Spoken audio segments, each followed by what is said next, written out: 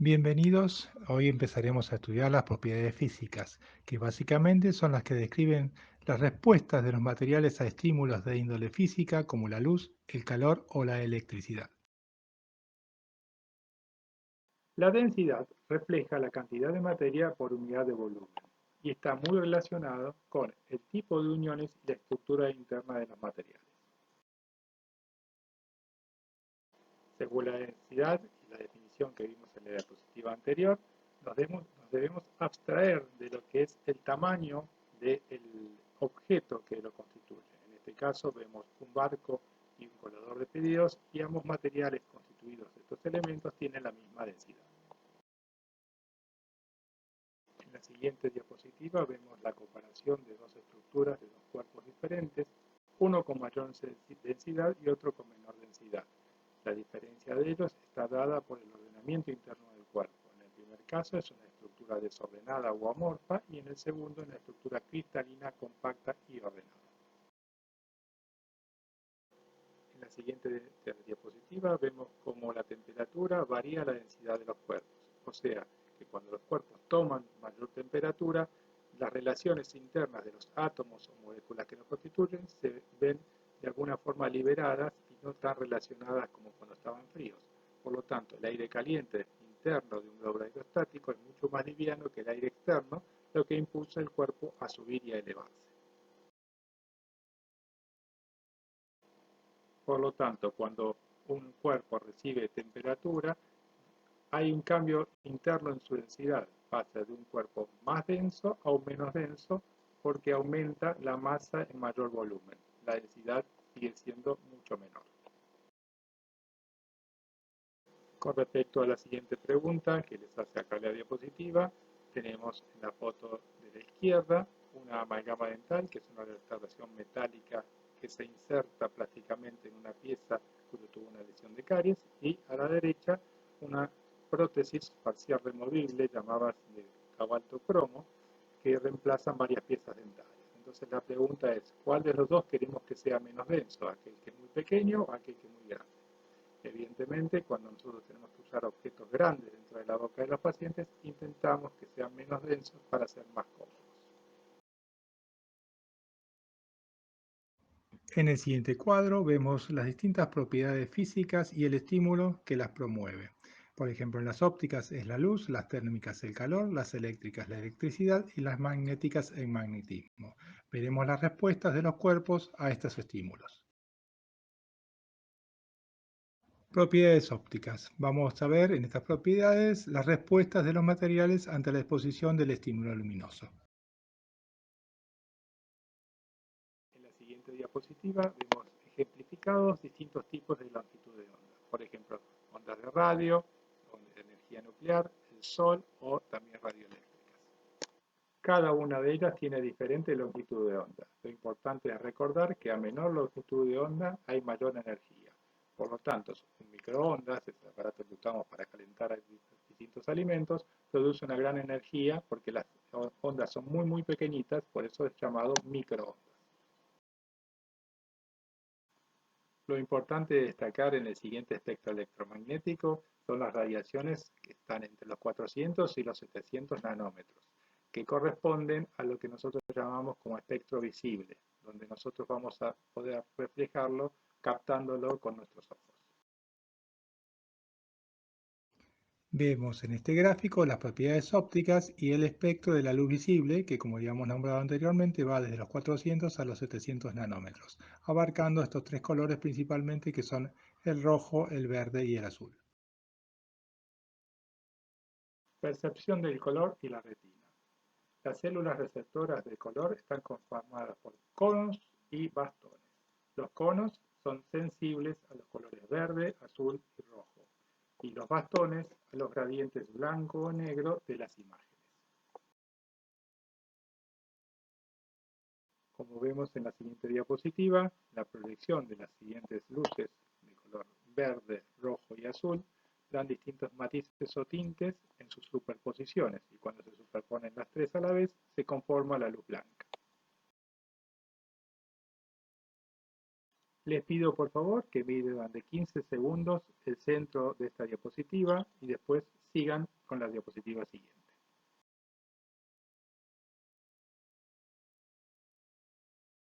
Después de los 15 segundos vemos que nuestro ojo percibe en el centro del círculo el color cian y alrededor el color magenta. Esto es por la saturación de los bastones y los conos.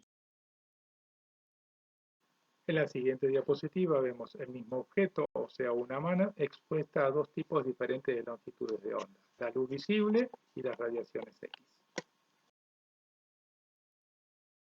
En resumen, la longitud de onda puede tener varios aspectos en cuanto al chocar con algún cuerpo. Puede ser absorbida, puede ser reflejada o puede ser transmitida. Y esto tiene relación directa con cómo está compuesto ese cuerpo, si está compuesto por átomos o moléculas, y cómo está ordenado o no el cuerpo en su interior, sea amorfo o cristalino. Cuando una determinada longitud de onda choca contra un cuerpo, pueden verse los siguientes fenómenos. Que la longitud de onda sea atrapada o absorbida totalmente por el cuerpo, lo que nos hace ver ese cuerpo como opaco, que esa longitud de onda traspase totalmente el cuerpo, lo que nos hace ver a ese cuerpo como transparente, o que la traspase parcialmente, lo que nos ve ese cuerpo como translúcido. Un cuerpo puede verse opaco porque refleja totalmente la luz recibida. En el caso de la opacidad absorbida, la longitud de onda es absorbida por los electrones libres y esto se da generalmente en los materiales metálicos. Un cuerpo puede verse opaco también porque refracta completamente en el interior la luz recibida. Un ejemplo de ellos pueden ser los materiales cerámicos policristalinos. El fenómeno de la translucidez nos da la apariencia de que hay algo del otro lado de un cuerpo, pero no podemos ver exactamente su forma. Por lo tanto, la luz es refractada parcialmente en el interior del objeto y transmitida parcialmente también fuera del objeto. Cuando un objeto es transparente, la luz es transmitida completamente de un lado a otro del objeto, por lo tanto podemos ver bien la forma que tiene el objeto tanto de un lado como del otro. El color de los objetos opacos es el resultado de la mezcla de las longitudes de onda reflejadas. Este conjunto de longitudes reflejadas depende de la luz incidente y de la estructura y composición del objeto en cuestión. El color de los objetos transparentes depende de la longitud de onda transmitida, que depende de la longitud de onda de la luz incidente y de la estructura y composición de los cuerpos. Entonces recordemos que una longitud de onda puede chocar un cuerpo y reflejar todos los espectros lumínicos, por lo tanto el cuerpo se va a ver opaco y blanco, puede absorber totalmente la longitud de onda y verlo opaco y negro, o puede dejarla pasar totalmente y verse transparente. El espectro de la luz solar contiene todas las longitudes de onda del espectro visible. En el caso de que la luz incidente sea artificial, como en este caso, vemos que las longitudes de onda varían y predominan los rojos y amarillos. La luz incidente influye mucho, el tipo de luz incidente principalmente influye mucho en el resultado total del color del cuerpo. Acá vemos un edificio cuyos departamentos tienen distintos tipos de luces, algunas fluorescentes, otras incandescentes, luces tibias o luces frías, y podemos ver el resultado que se ve diferente a pesar de que cada uno de ellos tiene una estructura similar. Podemos decir entonces que la luz incidente influye mucho en el color de los objetos. El metamerismo es el fenómeno por el cual el color que se percibe de un objeto cambia cuando cambia la luz incidente.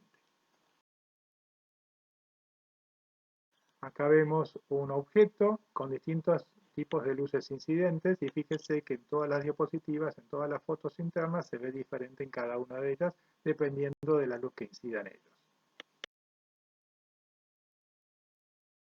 Acá es mucho más notorio el fenómeno del metamerismo. al ver estos objetos redondos, conduce incidentes totalmente diferentes y cambia muchísimo la percepción del color de los objetos. Cuando hablamos de color, no es sencillamente elegir un color, sino tenemos que hablar de tinte o matiz, intensidad y valor, que conforman esos tres valores el color propiamente dicho.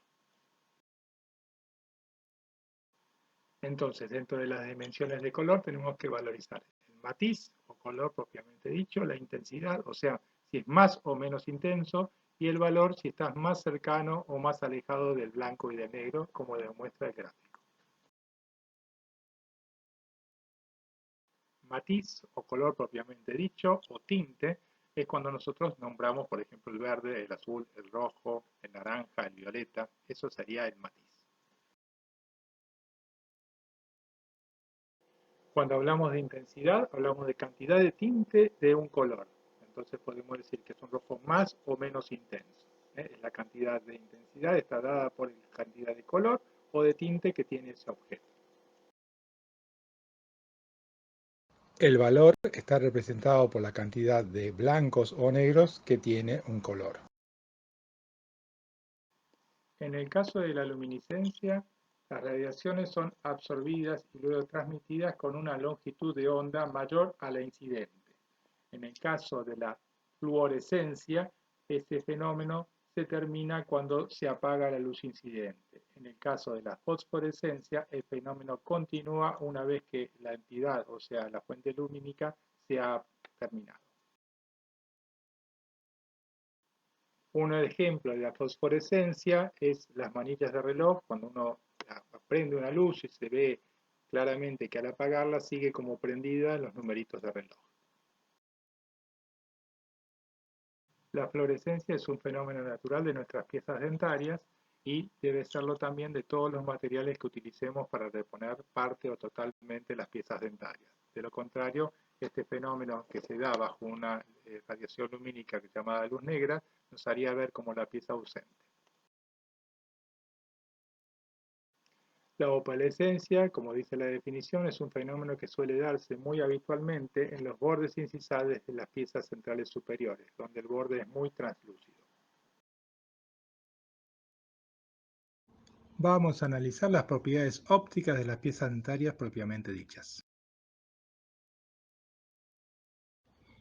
Espacio cromático. El esquema de Munsell es una circunferencia que incluye todos los colores del espectro visible. En su circunferencia externa están los matices, desde el interior hacia el exterior, de forma horizontal está la intensidad y la línea vertical es el valor. Arriba corresponde a los blancos y abajo a los negros.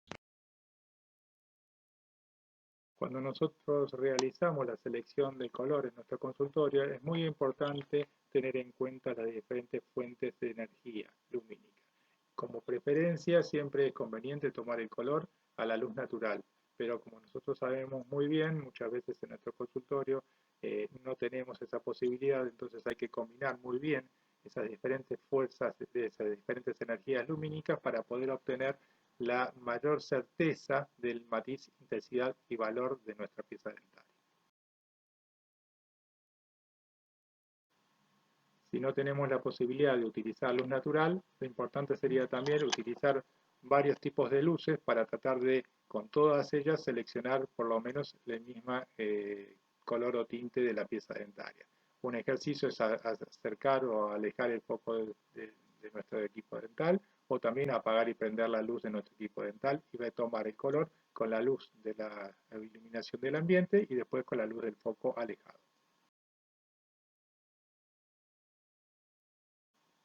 Amén de ello, tendremos que también tener en cuenta ciertas zonas especiales del diente donde hay mayor opacidad, mayor translucidez, por las características que tiene la cantidad de esmalte que se encuentra en cada una de estas zonas. Así que es también bastante común desarrollar un mapa de color dentro de la pieza dentaria, ya que el color no es uniforme en toda la pieza dentaria. En los comercios dentales podemos adquirir distintas guías para la selección del color y en ellas veremos reflejados los distintos matices e intensidades e iremos probando con el ejercicio de colocar cerca de la pieza dentaria alguna de estas muestras para ver quién coincide e ir determinando cuál será el color, o el color final obtenido. también teniendo en cuenta la fuente lumínica y teniendo en cuenta todas las cosas que hemos visto hasta ahora. En cuanto al valor, muchas veces las guías de selección no tienen valor incluido, sino que nosotros tenemos que jugar un poco con colocar ese tinte o ese matiz al lado de la pieza dentaria. No es el mismo valor aquella pieza que está en el sector anterior donde recibe mucha luz que el que está en el sector posterior. La armonía óptica incluye todos los conceptos en esta diapositiva volcados. Ya hablamos de las propiedades ópticas, ahora vamos a introducirnos en las propiedades eléctricas de los materiales. Cuando hablamos de propiedades eléctricas, podemos decir que hay algunos materiales que conducen la energía eléctrica y otros que no. Los que la conducen son principalmente los elementos que tengan electrones libres, como los metales, y los que no los conducen, evidentemente, serán llamados como materiales aislantes. Propiedades térmicas. Vamos a ver la respuesta de los materiales a los estímulos térmicos. Temperatura de fusión. Es la temperatura en la que una sustancia en estado sólido pasa al estado líquido y viceversa. Esto depende mucho de la energía de las uniones químicas. Conductividad térmica. La conductividad térmica es la cantidad de calor que pasa por un segundo a través de un cuerpo de 1 centímetro de espesor y una sección de 1 centímetro cuadrado cuando la diferencia de temperatura es de 1 grado centígrado. La difusividad térmica mide con cuánta eficiencia conduce un determinado material el calor. Calor específico. Es la cantidad de calor que se necesita para elevar 1 grado centígrado la temperatura de un cuerpo. En este cuadro podemos ver ordenado de mayor a menor las propiedades que vimos definidas en las diapositivas anteriores. El coeficiente de variación dimensional térmica es una propiedad que debe ser tenida en cuenta cuando el material va a ser sometido a cambios de temperatura, ya sea en el medio bucal o durante su procedimiento. El coeficiente de variación dimensional térmico es la resultante de la diferencia de longitud de un cuerpo ante un cambio de temperatura de 1 grado entre la longitud inicial y la longitud final del mismo cuerpo. Podemos ordenar el coeficiente de variación dimensional térmica teniendo en cuenta las uniones y las estructuras internas de los materiales antes nombrados. Propiedades magnéticas de los materiales. El magnetismo es un fenómeno físico por el cual los materiales en mayor o menor medida ejercen fuerzas de atracción o repulsión sobre otros materiales. Así terminamos en el día de hoy las propiedades físicas de los materiales dentales. Espero que les haya servido algo. Es un teórico muy largo y creo que es importante que lo refuercen con el material de lectura. Un abrazo a todos.